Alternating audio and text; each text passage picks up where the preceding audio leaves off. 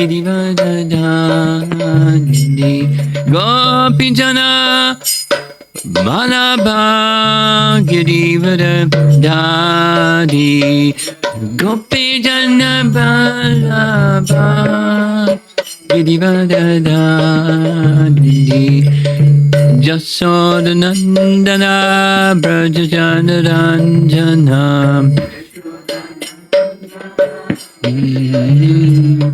Jasodanandana Brajajanaranjana Brajajanaranjana Jamanatira Vanapjani Jamanatira Vanapjani Jaya Radha Madhava Kunjabi Hari Jaya Radha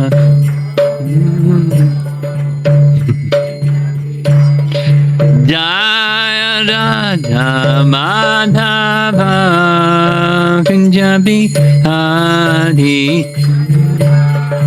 Madhava Kunjabi Hari Gopijana Vallabha Girivardhani Gopijana Girivardhani Gopijana Vallabha Girivardhani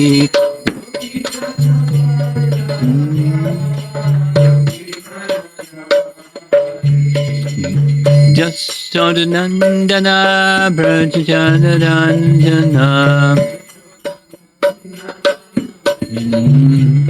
Jasodanandana Brajajanaranjana Jamunatira Vanapjani Jamanatira Vanapjani Jaya Radha Madhava Kunjabi Hari Jaya Radha Madhava Kunjabi Hari Jaya Radha Madhava Kunjabi Hari Kunjabi Hari Jayom Vishnupad Paramahamsa Parivajagacharya Astatara Satasi Srimad His Divine Grace Sri Bhaktivedanta Swami Srila Prabhupada Ki Ananta Koti Vaishnavrinda Ki Gaura Premanandi.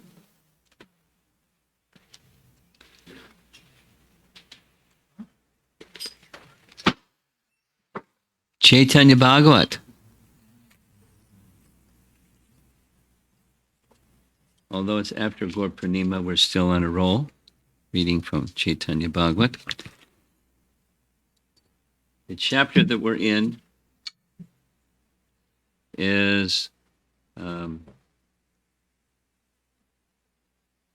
that's the title of the chapter. The Lord's pastime at Advaita's house. The Lord's pastime at Advaita's house.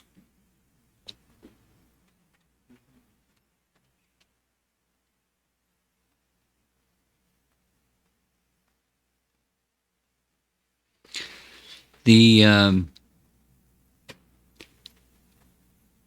Chaitanya Mahaprabhu is engaging in loving exchange with Advaita to teach a lesson about the distinction that he makes between those that are sinful and those that are offensive. Those that are sinful, that's bad, but Lord Chaitanya readily extends his mercy even to the sinful. But Lord Chaitanya is not so tolerant of offense. So Advaita, knowing that part of Lord Chaitanya's character, wanting Lord Chaitanya to take the superior position, he thought about it. He went deeply into the mood of speaking against bhakti and in favor of gyan. So Lord Chaitanya knew that he was, because he's omniscient, he knew that he was doing that. And so he went to Advaita Acharya's home, heard him saying this, and started thrashing him, grabbed him by the hair and started pummeling him. His wife was screaming, and Lord Chaitanya is explaining, I can't stand offense to the Supreme Lord or devotional service. And Advaita is dancing and dancing. Yay! He showed his superiority. That's what I wanted at last. So then now Lord Chaitanya is in the midst of describing the nature of offense and why he is intolerant of it. So he's starting with the example of Dakshina, who was the son of the king of Kashi. So Dakshina was the son of the king of Kashi. He worshipped Lord Shiva with full attention. In great satisfaction, Lord Shiva told him, ask for a benediction. You will achieve your goal by performing Abhichari Yagya. But if you insult a devotee of Vishnu, I will kill you in the course of your sacrifice. Without understanding the true intentions of Shiva's words, Sudakshina performed the Abhichara Yagya on the order of Shiva. A formidable demon with 3 hands, 3 legs, and 3 heads appeared from the sacrificial fire. That must have looked very strange. That demon with legs as long as palm trees said, ask for a benediction. The king replied, O fortunate one, burn Dwaraka to ashes. On hearing this order, that great demon, who was the creation of Shiva, became distressed. He realized that the king's desire could not be fulfilled. The demon was obliged to go to Dwaraka, yet as soon as he arrived there, he was chased by Sudarshana, the protector of Dwaraka, thinking that he would not be spared by Sudarshana if he tried to run away. The great creation of Shiva fell at Sudarshana's feet and spoke as follows, quote, Durvasa was unable to escape from you, and Brahma and Shiva were unable to protect him. Therefore, Prabhu, how can I escape from you who are endowed with the prowess of a great Vaishnava? All glories to my master, who is named Sudarshana. That's Sudarshana is saying, you're my master. You are as powerful as Lord Shiva. All glories to the abode of Lord Krishna. All glories to Sudarshana Chakra, the best of the Vaishnavas. All glories to the destroyer of the miscreants and the protector of the pious. Sudarshana heard his prayer with satisfaction and then instructed him to go burn the king's son. That terrifying creature then returned to Kashi and burned the prince to ashes. He transgressed you, O Lord, and worshipped Shiva. Therefore he was killed in the course of his sacrifice. That is why I declare that I will burn to ashes anyone who transgresses you and serves me. You are the Lord of my life. You are my wealth. You are my father and mother. You are my dear friend. One who transgresses you and offers me obeisances is cutting off the head of his worshipable Lord and then trying to remedy the situation. Being pleased by the devotion of King Satrajit, the sun god directly appeared before him. This is Advaita saying, don't just worship me. because Lord Chaitanya gave a benediction that said, my benediction is to you that those who take shelter of your lotus feet will achieve devotional service, etc., etc. And Advaita said, your words cannot be transgressed, but anyone who worships me but doesn't worship you, finished. They'll be burned. Then he tells this Sudakshina story. Now he's telling the Satrajit story. So the sun god was favoring Satrajit, yet because of the offense of transgressing your order, that's Lord Chaitanya or Krishna, he and his brother were killed. The sun god saw this with satisfaction. Although Duryodhana was a disciple of Baladev, he and his family members were killed because of disregarding you. Hiranyakashipu received benedictions from Brahma, yet he and his family members were killed when he disregarded you. The 10-headed Ravana, who took pleasure in cutting off others' heads, worshipped Shiva, yet he was nevertheless killed, along with his family members, when he disregarded you. You are the origin of all demigods and controller of everyone. All living creatures, seen and unseen, are your servants, O Lord. If one disregards you and devotedly makes offerings to your servant, that servant accepts the offerings and kills the worshipper. Worshipping the demigods, headed by Shiva, while disregarding you is like watering the leaves of a tree after cutting its root. You are the root of the Vedas, Brahmanas, sacrifice, and religious principles. I do not accept the worship of one who does not worship you.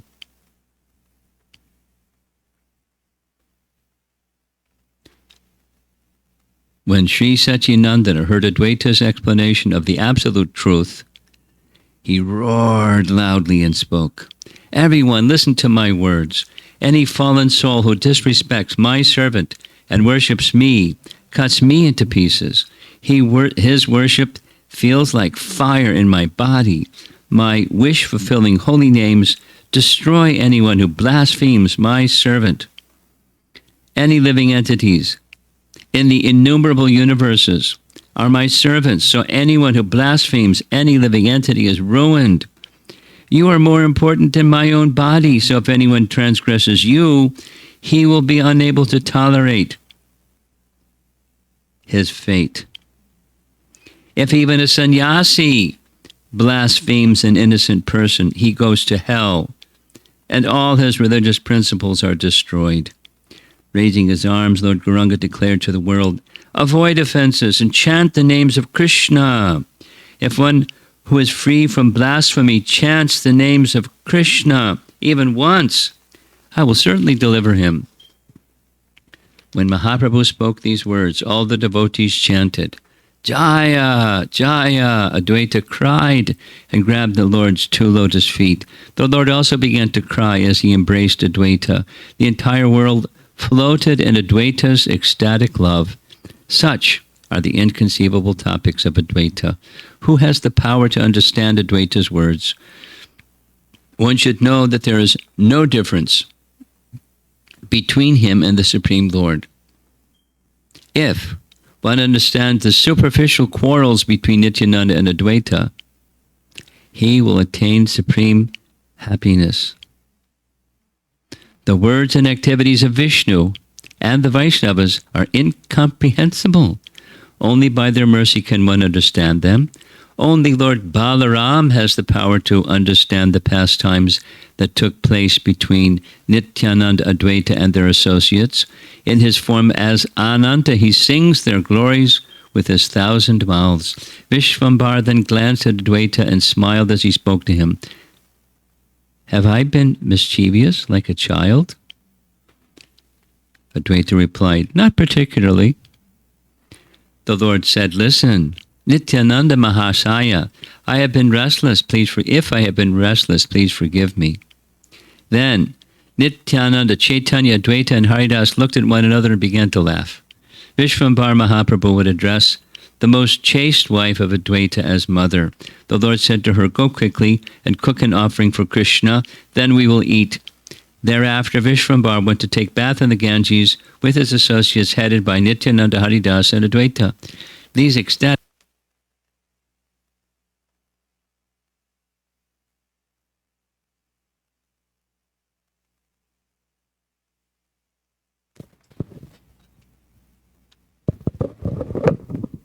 After washing his lotus feet, Mahaprabhu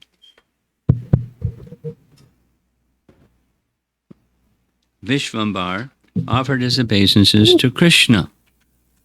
Advaita then fell at the feet of Vishvambar, and Haridas fell at the feet of Advaita. Nityananda smiled watching those wonderful pastimes. These three personalities are the bridge of transcendental religious principles. When the Lord began to rise, he saw Advaita at his lotus feet. He therefore quickly stood up and exclaimed, "Vishnu, Vishnu!"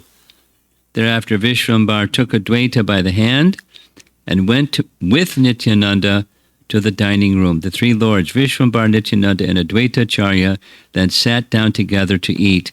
By nature, the three lords were restless in their own ecstasies. Nityananda, however, was especially so because of his childish mood. Haridas, who was qualified to see those pastimes, sat down by the door and ate. Advaita's most chaste wife, who was an exalted devotee, remembered Lord Hari as she served them food. The three restless lords ate the finest rice and ghee, along with milk and sweet rice. Nityananda looked at Advaita and smiled. They are one, yet they have appeared as two for the purpose of assisting Krishna's pastimes. When they had almost finished their meal, Nityananda became fully absorbed in the mood of a child. As Nityananda laughed loudly and threw rice all about the room, the Lord exclaimed, "Hi, hi!" And Haridas smiled. On seeing this, Advaita began to burn like fire with anger. On the pretext of anger, he then began to describe the glories of Nityananda. "This Nityananda has ruined my caste. I don't know where this drunkard has come from. We don't know who his guru is, yet he poses as a sannyasi. We don't know for certain which village he was born in. No one knows him, and no one knows to which caste he belongs. He wanders about like a mad elephant. He has eaten in the house of Westerners. Now he is mingling here with the Brahmanas. Listen, Haridas, I tell you the truth. This drunkard Nityananda has ruined everything." Out of anger, Advaita lost his cloth. He clapped his hands as he danced and laughed loudly. Lord Gauranga laughed on seeing the characteristics of Advaita. Nityananda laughed and displayed his two thumbs pointing up. Hey, it's not just a new thing. Seeing Advaita's anger, everyone from child to old age burst into blissful laughter. Shortly thereafter, Advaita regained external consciousness. Then they all washed their hands and mouths and embraced one another. As Nityananda and Advaita embraced each other, two Prabhus became overwhelmed in the mellows of ecstatic love. The two Prabhus are the two arms of the Lord. They had only love for each other. There was no bad feelings between them for even a moment. The quarreling that is seen between them is part of Krishna's pastimes. The sporting of Vishnu and the Vaishnavas is like that of children. In this way, Mahaprabhu was absorbed in his own ecstatic mood while enjoying the glorification of Krishna in the house of Advaita. Only Lord Balaram has the power to understand these pastimes. No one else can understand the nature of these pastimes. By the mercy of Balaram, Goddess Saraswati also knows these pastimes. That goddess glorifies these pastimes through the tongues of those who are qualified. I do not know the chronological order of these pastimes. Somehow or other, I'm simply singing Krishna's glories. I offer my obeisances at the feet of Lord Chaitanya's dear associates so that they will forgive my offenses. After staying for some days at the house of Advaita, the Lord returned to Navadvip with the three Prabhus. When all the Vaishnavas heard, "The Lord has come," they came running in great ecstasy, and seeing the moon-like face of the Lord, all Their miseries were vanquished. They fell at the Lord's feet and began to cry. Gaura Chandra Mahaprabhu, the life and soul of everyone, embraced each one of them with love. They were all equal to the Lord's own body. They were magnanimous and topmost devotees of the Lord. They all offered obeisances to Advaita, by whose devotion Lord Chaitanya incarnated. All the Vaishnavas became intoxicated with ecstasy as they discussed topics of Krishna with the Lord. Mother Sachi became overwhelmed with ecstasy, and seeing her son, she and her daughter-in-law prayed to Govinda for auspiciousness. Only the thousand-headed Lord, who is my life and soul, birth after birth, has the power to describe these pastimes, just as Divya, Vipra, and Brahman are different only in name. Nityananda and Baladev are similarly different only in name. Anyone who hears the pastimes that took place in the house of Advaita will join in such pastimes. Accepting Sri Krishna Chaitanya and Nityananda Prabhu as my life and soul, I, Vrindavan Das, sing the glories of their lotus feet. So it's going to be hard to stop reading these chapters after chapter of waves of ecstasy. Very special. Vrindavan Das Thakur's outbursts of emotion, ecstatic glorification. It's just something that, as we've been going along, he understands tattva of the Pancha Tattva, and he has understanding of the Puranas because he weaves in stories of Puranas like they're just everyday topics. And his devotion to Lord Nityananda, who is his Diksha Guru, continues again and again and again and again. But he, at the same time, with that devotion to Nityananda as his guru, he has a very clear understanding and great love and appreciation for Lord Chaitanya.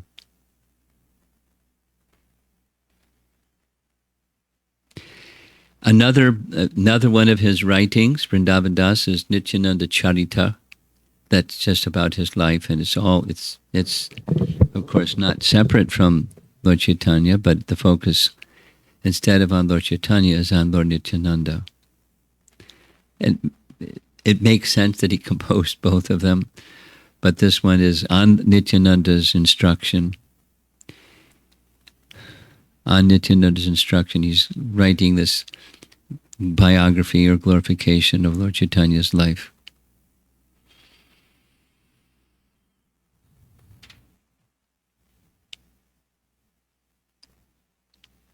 Nityananda played such an important role in our Gaudiya line, in more remote ways than obvious ways, or more obscure ways than obvious ways. But his granting, when he was quite young actually, Krishna Das Kaviraj, association in Vrindavan,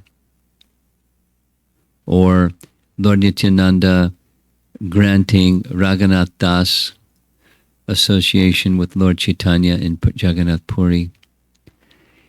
He's in the background.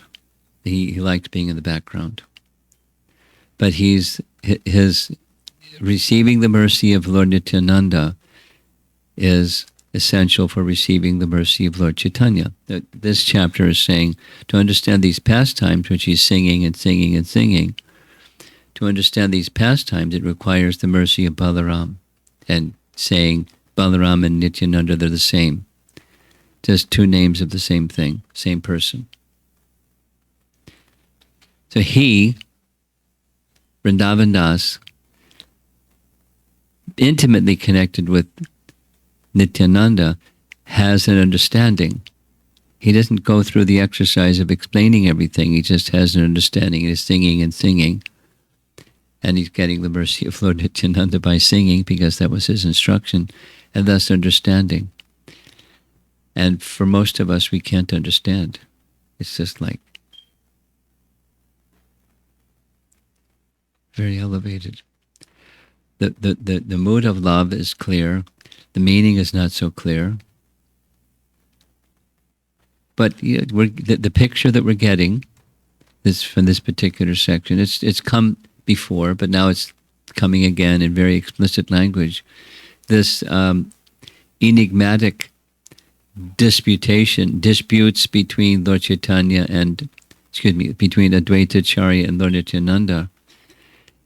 It's not. How do we understand it? We don't understand it. It looks like they're insulting each other, they're glorifying each other, but it's done out of love, and it's not done any other way. So ordinary people can't understand it.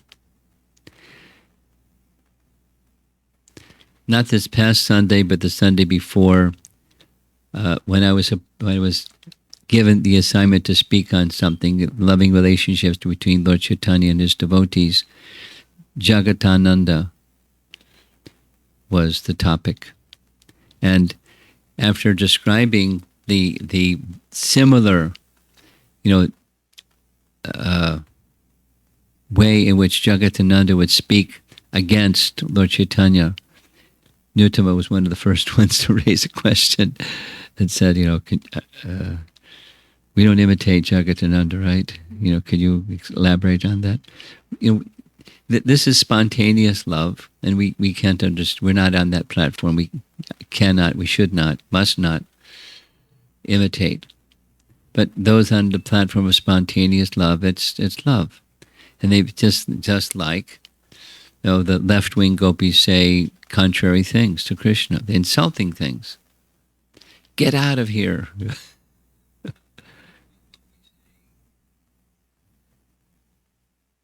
Radharani doesn't want to see you. Get out. Leave at once.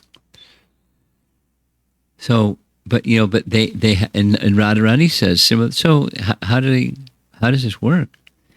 It works when there's intimacy. When there's intimacy, those kinds of things are not said in harshness, but there's feelings on the other side, and the feelings get all worked out because it's part of loving exchange on the transcendental platform. How do we understand loving exchange on the transcendental platform? Because we're not there.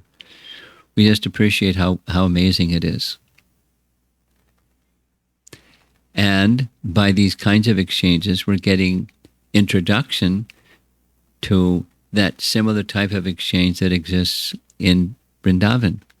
Braja Prem, that's spontaneous, has its taste or rasa like Gora Prem or Gora Lila. And Vrindavan Das is really gifted at presenting it. Really gifted at presenting it. So which is better? Just hearing the Leela, or hearing the Leela side by side with getting very clear understanding of Gora Tattva or Krishna Tattva? Well, Prabhupada chose to make his translation and commentary on Chaitanya Charitamrita because it does both. And I'm sure many of us in the room, as well as people who are viewing remotely, these interviews, GBC, SPT interviews, on persons that know that the topic of Chaitanya Charitamrita, it explains it very, very nicely. The gift that by Lord Nityananda's order, Krishna Das going as a young man to Vrindavan, and practically a generation later writing about the pastimes of Lord Chaitanya, which he didn't experience. He experienced something with Nityananda, but He didn't experience Lord Chaitanya's pastimes, but by hearing and hearing, similar to Vrindavan Das, hearing and hearing, through the mouth of Raghunath Das, who heard the explanation of the intimate pastimes of Lord Chaitanya that he directly experienced, but heard the meaning behind them, the inner meaning of them, from Swarup Damodar, who was the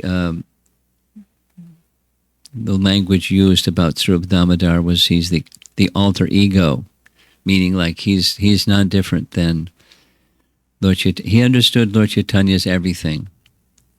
And he explained it to Raghunath, who explained it to Krishna Das, who wrote it.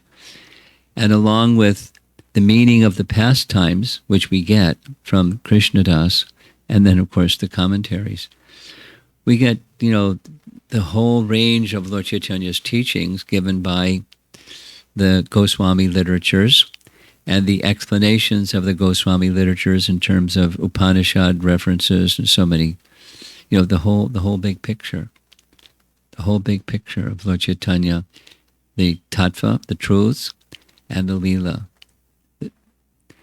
It's really a special, very, very special literature, Chaitanya Charitamrita. And Bhaktisiddhanta, his commentary is wonderful on Chaitanya Bhagavata as well. But it's just, I'm especially appreciating hearing Chaitanya Bhagavata as I've been doing. It's very sweet, and it has resulted in my feeling even greater appreciation for Chaitanya Charitamrita because of the depth and substance that Krishnadas Kaviraj presents. He's just a very special writer. In our whole disciplic succession, that literature, Chaitanya Charitamrita, holds a very special place, similar to the writings of the Goswamis. But he's taken the writings of the Goswamis and drawn from it some essences and presented it in Chaitanya Charitamrita in a popular form, popular meaning in Bengali language, accessible to people that don't know Sanskrit but may know Bengali. But I was told by someone there was a section from Chaitanya Charitamrita that I wanted, and so I asked. It's a very capable Bengali Vaishnav to give me a special rendering. And they said it's really difficult because the Bengali is so high; it's almost like Sanskrit. And I don't know the difference between one Bengali and another Bengali. It's all Bengali to me. But the writing of Vrindavan Das apparently is more accessible, and the writing of Krishna Das is more elevated somehow. Something like English is English, but you read Bhaktisiddhanta's writings and it's English, but it's really high. So something like that. That's my understanding of what they were saying. And Vrindavan Das is just sung the way that it's composed, and it's learned by people just by singing and singing and singing, like people would learn Ramayana just by reciting and reciting and reciting and reciting, and it goes into your into your heart.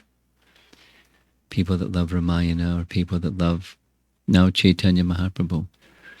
So it's a nice experience, and it's Advaita Acharya's, Nityananda's, and Lord Chaitanya's appearance. It's a long stretch. Just focusing on the gift of Lord Chaitanya, his message, his Sankirtan, and his principles. Don't offend a Vaishnava.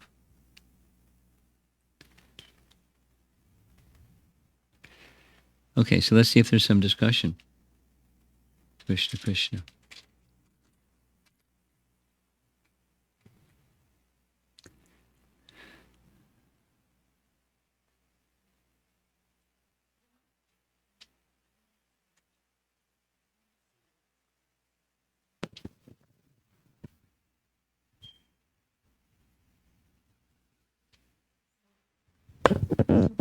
Maharaj, I have a question. On text 273, it says, anyone who hears the pastimes that took place in the house of Advaita will join in such pastimes. So all of these literatures, they give such benedictions at the end, even in the Krishna book and all of that.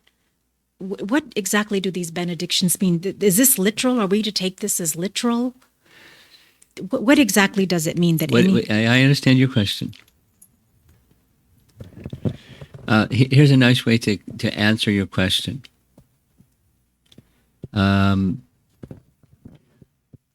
Supposing you make a plan to visit Mayapur, and you leave the house, and you know someone says, it speaks to your daughter. Is your mother there? Oh, she's gone to Mayapur. But you just left the house. You haven't reached Mayapur yet. You just left the house. But the language is, she left for Mayapur, which is true. It's just, it takes some time to get from here to Mayapur, like a whole bunch of time. So it may take a whole bunch of time to achieve what this benediction says. But by hearing, one becomes attached to Lord Chaitanya, and by Lord Chaitanya's mercy, one can take part in his pastimes. Time is separating, but the process has begun, just like leaving the door on your way to Mayapur. The process has begun. It's that kind of an understanding. And Prema Tarangani can send you this little passage that we've been talking about several times, but it's from Kavi Karnapur's description of Lord Chaitanya, and the final chapter, the final section of the final chapter is Advaita Charya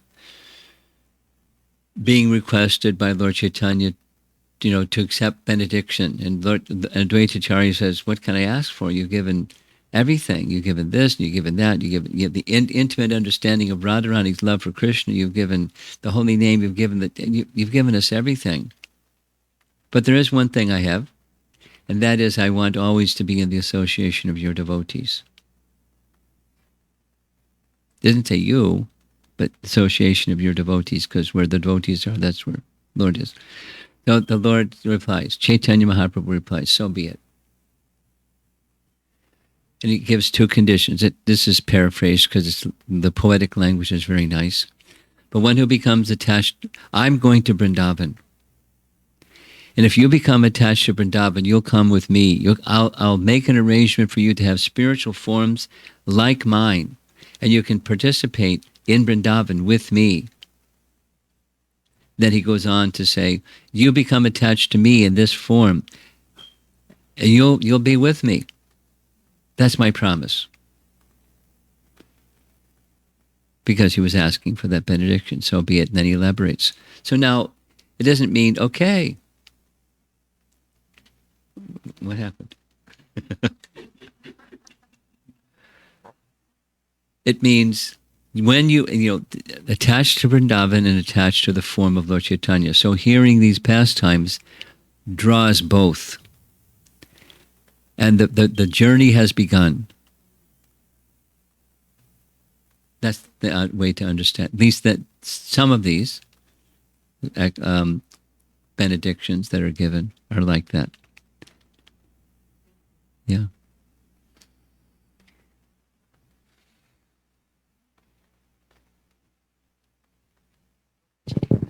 So could you talked about the left-wing gopis, and then of course then there's right-wing gopis. Uh-huh. So these Ashtashakis, are they the right-wing gopis? Oh. They're the left-wing gopis. Oh, yes. They're Radharani's gopis. And she's left-wing all the way. Right. So then the right-wing gopis... That's Chandravali and her group. Okay. And they live in a different place. Radharani lives in Varsana, and the principal gopis are around Varsana. And the Chandravali lives at Sakhi Sthali. It's another place along the western side of Govardhan Hill. Okay. We don't normally go there because they're right-wing gopis. Right. But, they're dear to to Krishna also. And, they have their mood. And then the left-wing gopis and the right-wing gopis, they do their thing. They compete with one another. And, that looks like material competition, but it's not. Right. It's not. Okay. Thank you. Okay.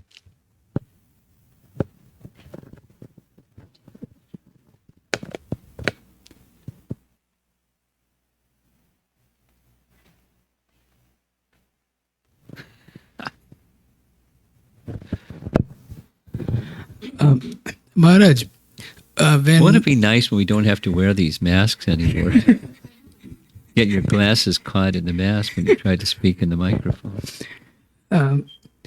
when hearing these pastimes, especially of Chaitanya Mahaprabhu, it looks like it's designed to be understood only by those who have a favorable disposition to Chaitanya Mahaprabhu. It's not designed like that. It just is like that.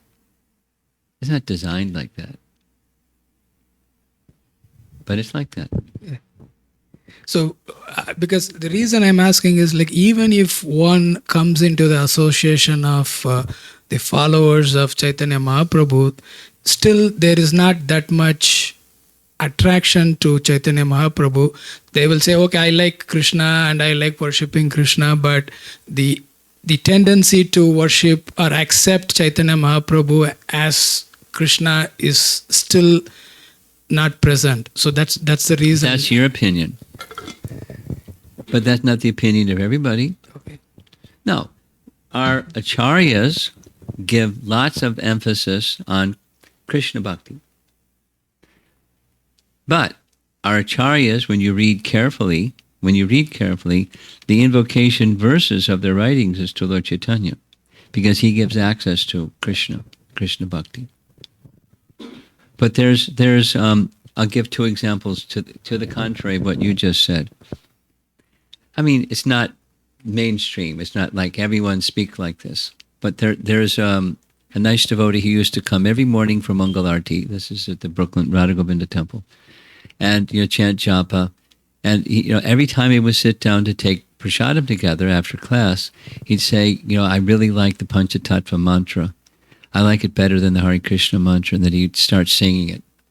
I just, I like it. And he was really attracted. And he said, I don't know why, I just I feel connected to and say it again and say it again and say it again. And there's somewhere here in this, Potomac community, there's somebody that says, he asked it 3 times. Is there something wrong? Am I making an offense, was his question. Because I have a greater attraction for Lord Chaitanya than for Krishna. No, that's not mainstream. But, there's some that have that greater attraction. And, why? On the heart level, it's at the heart level. Some are attracted to Lord Sringadev, etc. Some are attracted to...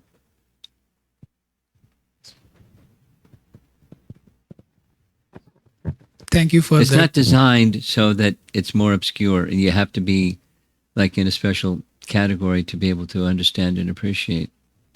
It's at a heart level. Thank you for that explanation, Maharaj.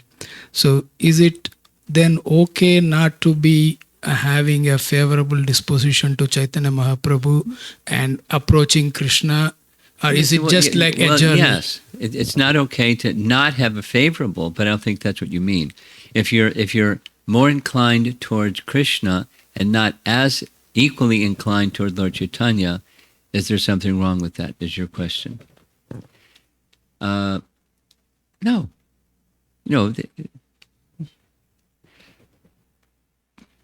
And or but, where's your access to Krishna except through Lord Chaitanya? So, make sure that that's in place, because otherwise you just slipped on a banana peel.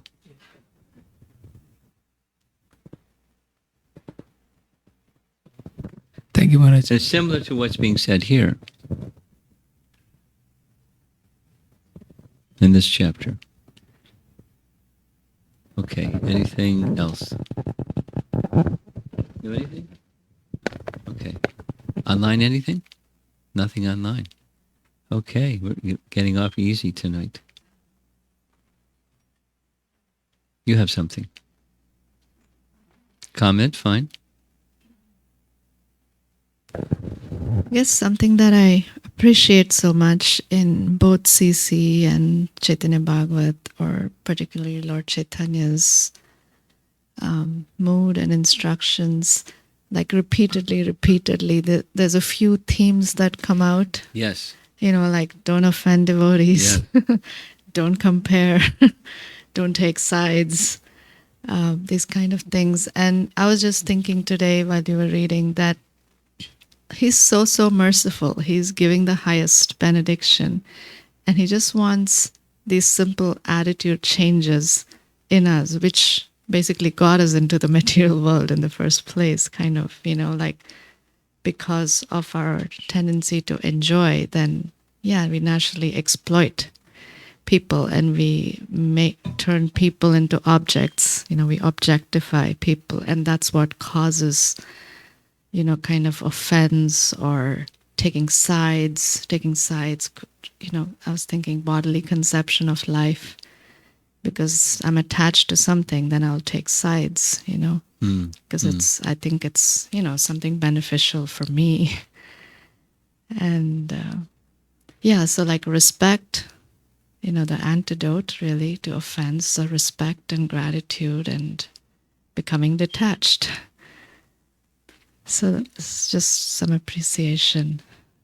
Something that I noticed in the section that we read was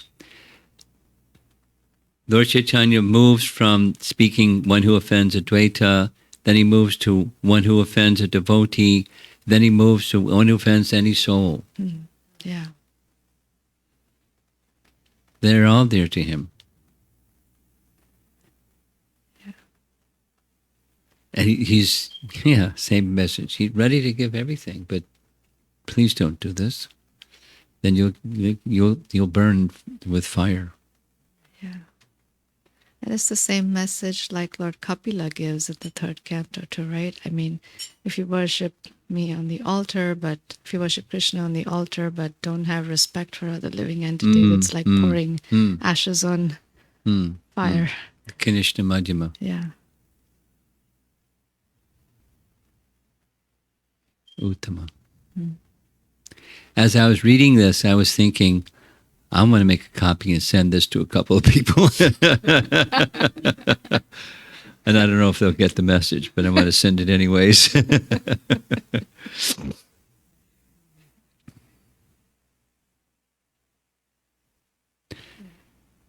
I heard one time from an astrologer, a devotee astrologer, saying that there's only 3 lessons mainly we have to learn to like not have the planet's influences, the bad planet's influences. He said detachment, respect, and humility. Like the main core.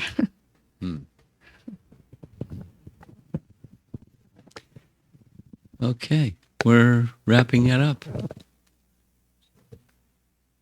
Srila Prabhupada ki jai.